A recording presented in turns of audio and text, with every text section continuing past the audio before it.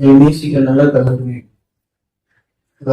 அருமையான காலை பொழுதை தந்ததுக்காக சொல்லிட்டு இந்த காலை பொழுதிலும் கூட இங்கே நாங்கள் எல்லாரும் ஒன்றாய் கூடி நாமத்தை பகிர்ந்து கொள்ளும்படியே வந்திருப்பதற்கு நன்றி செலுத்துகிறோம் ராஜா.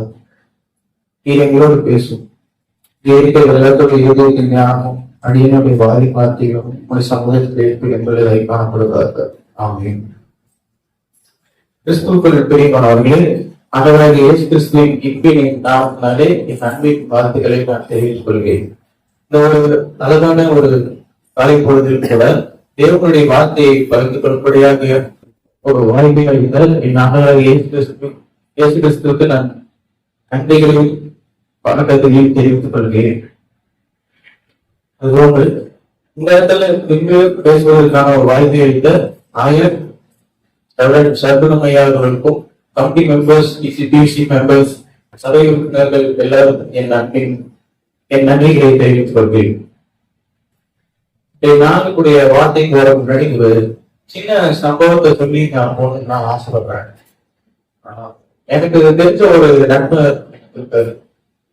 அவர் வந்து சின்ன வயசுல இருந்தே அவர் வந்து ஒரு நல்ல ஒரு கிறிஸ்துவ குடும்பத்துல வந்து வளர்ந்த ஒரு நண்பர். அவருக்கு வந்து ஒரு ஊழியர் செய்யணும்னு ஒரு வாஞ்சை இருந்தாலும் அதுக்கான வாய்ப்பு வந்து அடிக்கடி கிடைக்காது. எப்பயாவது பார்த்தீங்கன்னா அந்த வாய்ப்புங்கிறது கிடைக்கும். அப்ப வந்து ஒரு வாய்ப்பு அவருக்கு கிடைச்சு அவர் போலான்னு இருக்கும்போது அவங்க அப்பா அம்மாவும் ஒரு சந்தோஷமா தான் அனுப்புனாங்க. இருந்தாலும் அந்த நேரத்துல அவருக்கு ஒரு சோதனை என்னன்னா, அவங்க அப்பாவுக்கு வந்து உடம்பு சரியில்லாம போச்சு.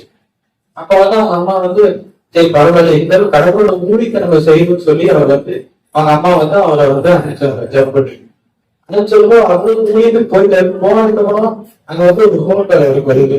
வரும்போது அவரு இன்டர்நெட் கேட்கும் போது இந்த மாதிரி அப்பாவுக்கு வந்து உடம்பு வந்து ரொம்ப முடியாம போயிடுச்சு, அவர் எந்திரிச்சு நடக்கவே மாட்டேங்குது, பேசவே மாட்டேங்குது அப்படின்னு சொன்னாங்க. என்ன பண்றதுன்னு தெரியல. அவ வந்து கடவுளோட வார்த்தையை வந்து அவருக்கு ரொம்ப அதிகமா உணர்த்தின வார்த்தை விசுவாசம். அந்த விசுவாசங்கிற வார்த்தையை அவர் அம்மா கிட்ட சொன்னாரு. இந்த மாதிரி அம்மா நீங்க வந்து விசுவாசத்தோடு ஜெபம் பண்ணுங்க, கடவுள் எதுவும் செய்வாரு அப்படின்னு சொல்லி அவர் போன் வச்சுட்டாரு. இதனால அவருக்கு வந்து என்ன செய்யறதுன்னு தெரியல. அந்த நேரத்துல அவருக்கான யோசனை என்னன்னா, நம்ம கடவுளை போயிட்டு செய்ய வந்திருக்கோமே, செய்ய வந்திருந்தது ஏன் கடவுள் இப்படி சோதிக்கிறாரு அப்படின்னு சொல்லி அவருக்கு ரொம்ப ஒரு ஆழ்ந்த சிந்தனை இருந்துச்சு. அவருக்கு வந்து அவருடைய விசுவாசம் குறைஞ்சிட்டே போயிருந்துச்சு. அதே அந்த சைடு பாத்தீங்கன்னா அவங்க அம்மா விசுவாசம் ஏறிட்டே இருந்துச்சு. ஒரு சில நேரங்கள் கழித்து வந்து அவங்க அப்பா வந்து போன் பண்றாங்க. போன் பண்ணி இந்த மாதிரி சொல்றாங்க, மாதிரி நானும் ஜோம் பண்ணேன்.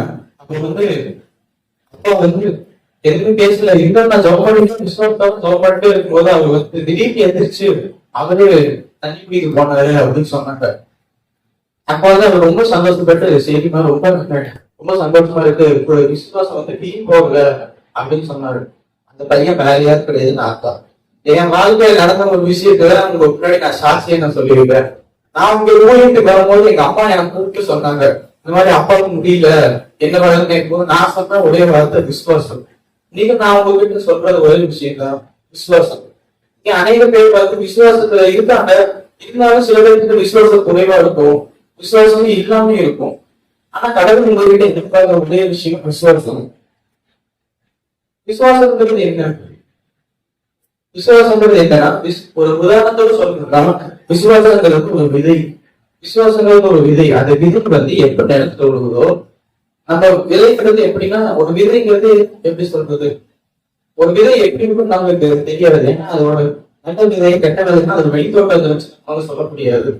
அப்போ வந்து அந்த விதையை நம்ம விதிக்கிறோம், நம்பிக்கையோட அந்த விதையை விதிக்கிறோம். அந்த விதைக்கு வந்து அந்த செடியானது முளைச்சு வருது.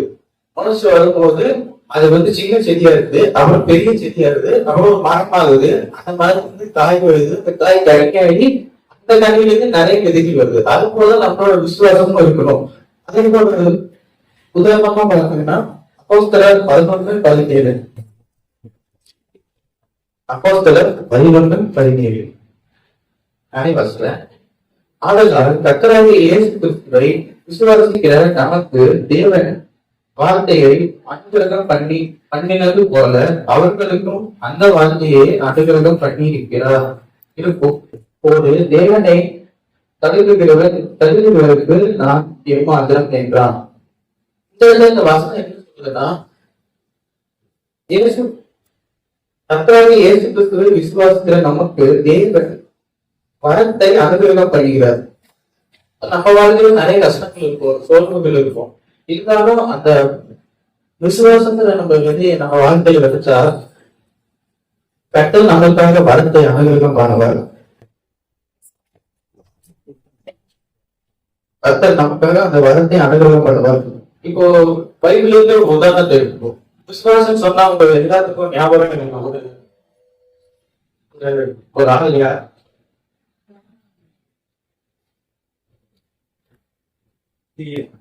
TN 39 1177 TN 39 1177 யாராவது வண்டி வைத்துட்டு இருந்தால் அதை உலகப்படுத்தி தரமான போது கேட்டுக்கொள்கிறேன்.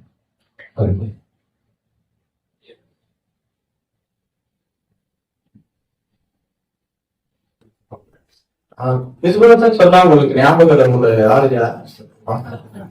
கரெக்டா சொல்றீங்க. கர்த்தரை சொல்றீங்க. அவர்கள் அங்க உங்களுக்கு விசுவாசம் எவ்வளவு பெருசு நம்ம எல்லாத்துக்கும் தெரியலையா? அவருடைய 75 வயதுல தான் அவருக்கான ஆசீர்வாதமே வருது. இப்போ நம்மளும் அன்றைக்கு நம்மளுக்கு அந்த ஆசீர்வாதம் வந்து நம்மளோட சின்ன எப்படி இருக்குன்னு கொஞ்சம் நினைச்சு பாருங்க. நம்ம ஒரு ஆசீர்வாதம் எப்ப கிடைக்குமே நம்ம எல்லாரும் நினைப்போம். ஒரு நல்ல ஒரு இளமையான வயதுல ஒரு 20 வயசுல இருந்து 30 வயசுக்குள்ள வரணும் தான் நாம் நினைப்போம். ஆனா கர்த்தர் வந்து ஆபரகாமுக்கு அப்படி தெரியல. 75வது வயதுல தான் அவருடைய வாக்குத்தத்தத்தை அவர் பெறாரு. வாக்குத்தத்தத்தை அவர் பெறாரு. என்ன வாக்குத்தத்தம்னா, இந்த மாதிரி என்னுடைய இது வந்து நான் கடல் மணலை போலவும் நட்சத்திரங்களை போலவும் நான் ஆகுவேன் அப்படின்னு சொல்றாரு. ஆனா 75வது வயசுல வாக்குத்தத்தை தடை இருந்தாலும் அந்த வாக்குத்தத்தை உடனே நிறைவேற்றான்னு கேட்டா இல்ல. அவருடைய 3வது வயதுல இசாக்குங்கிற தன்னுடைய பிள்ளையை வந்து கொடுக்குறாரு. அப்போ இந்த மாதிரி நேரத்துல நம்ம என்ன நினைப்போம்? நானும் வந்து கேட்பேன், அதாவது நீர் உண்மை உள்ளவர்களா, நீர் குறிக்கப்பட்டவர்களா, ஏன் அப்படி நான் கேட்பேன். ஏன்னா உடனே கிடைக்கணும்னு நாம் நினைப்போம். ஆனா இங்க வந்து விசுவாசங்கிறது ஒவ்வொருத்தருக்கும் ஒவ்வொரு மாதிரி இல்ல. இருந்தாலும் அந்த விசுவாசிக்கிற நம்ம எதை விசுவாசிக்கிறோமோ அந்த விசுவாசிக்கிற விஷயம் வந்து ஒவ்வொருத்தருக்கும் ஒவ்வொரு கால நேரத்துக்கும் ஒவ்வொரு கால எப்படி நடக்கும். ஏன்னா கர்த்தர் வந்து எதை செஞ்சாலும் நேர்த்தியா செய்த கடவுள் அவரு. ஏன்னா அந்த நம்ம உலகத்தை உருவாக்குறது கூட ஒரு 6 நாள் கைப்பட்டு தான் செஞ்சிருக்காரு. உடனே ஒரு ஃபிராக்ஷன் ஆஃப் செகண்ட்ல அவர் செய்யல. பொறுமையா ஒவ்வொரு விஷயங்களையும் பார்த்து செஞ்சிருக்காரு.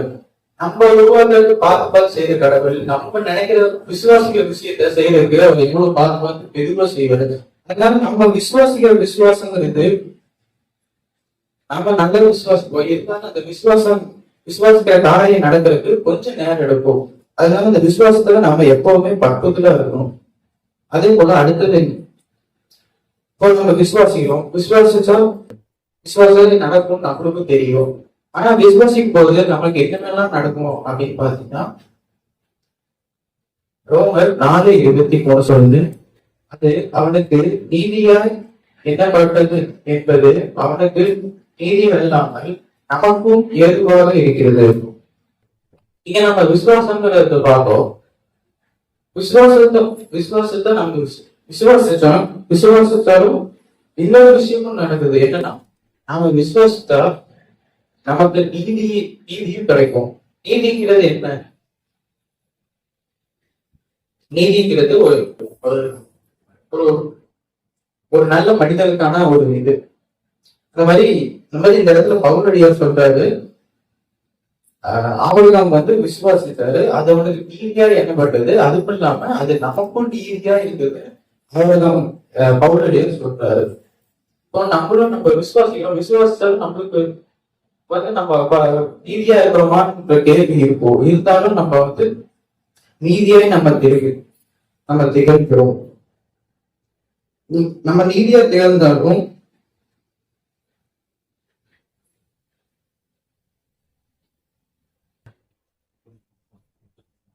கடவுள் வந்து அவருக்கு நீதிமானா மாத்தி இருக்கிறார். அது போலதான் நம்ம வாழ்க்கையும் நம்ம வந்து விசுவாசிச்சா நம்மளுக்கு அடுத்தது வந்து நீதியை நடத்துவாரு. நீதியை நடத்தினா கடவுள் வந்து ரோமர் 8:30 சொல்றாரு, நீதிமான் எவர்களை முன்கொய்திருக்கிறாரோ அவர்களை அழைத்திருக்கிறார், எவர்களை அழைத்திருக்கிறாரோ அவர்களை நீதிமான்களை ஆக்கியிருக்கிறார். ஆக்கியிருக்கிறார். எவர்களின் நீதிமான்களாக இருக்கிறாரோ அவர்களை மகிமைப்படுத்தி இருக்கிறார். அப்போ நம்ம முதல்ல விசுவாசிக்கிறோம். விசுவாசித்தா நம்ம நீதிமான இருக்கோம். நீதிமான இருந்தா நம்மளை மகிமைப்படுத்துவார் கடவுள். அதே போலதான் நம்மளோட வாழ்க்கையில நம்ம கஷ்டங்களை அனுபவிப்போம், சோகங்களை அனுபவிப்போம். நம்ம விசுவாசிக்கிறோம். விசுவாசித்தாலும் அந்த இடத்துல நம்மளுக்கு ஒரு கேள்வி வரும். என்ன கேள்வினா, நம்ம விசுவாசிக்கிற விசுவாசம் நடக்குமா நடக்காதாங்கிறது. அப்ப இந்த கேள்வி நம்ம கடவுள்கிட்ட கொண்டு போகும்போது கடவுள் பதில் சொல்றாரு, நடக்கும். உனக்கு ஏற்ற காலத்தில் ஏற்ற நேரத்தில் அவர் எல்லாத்தையும் செய்வாரு. அது போலதான் நீங்களும் உங்க வாழ்க்கையில விசுவாசிக்க கர்த்தர் நாமே உங்களை எல்லாரும் ஆசீர்வதிப்பார்கள். சலவை தந்தி நாம் செல்ல செய்வோம்.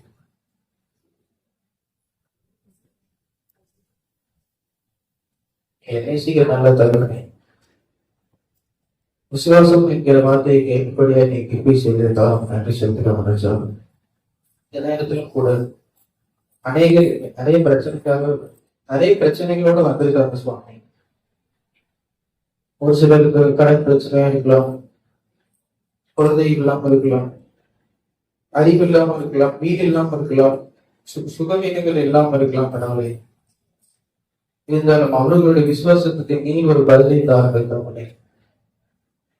அந்த விசுவாசம் அவர்கள் விதைக்கிற விசுவாசத்தை நீர் 60 கூடுமாய் மாற்றி அவர்களுடைய வாழ்க்கையை ஒரு ஆசீர்வாதமான வாழ்க்கையை மாற்றும்படி கிருபை செய்யுங்கள்.